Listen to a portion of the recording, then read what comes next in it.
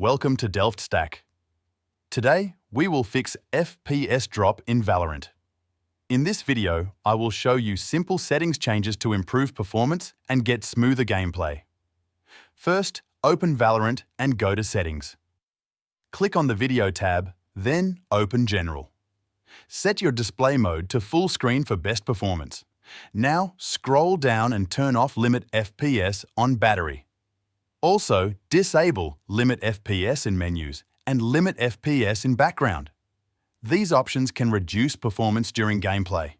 If you have an NVIDIA graphics card, set NVIDIA Reflex low latency to on and boost for better response time. Next, go to Graphics Quality. Turn on multi-threaded rendering. Set all quality settings to low to reduce load on your GPU. Turn off VSync completely.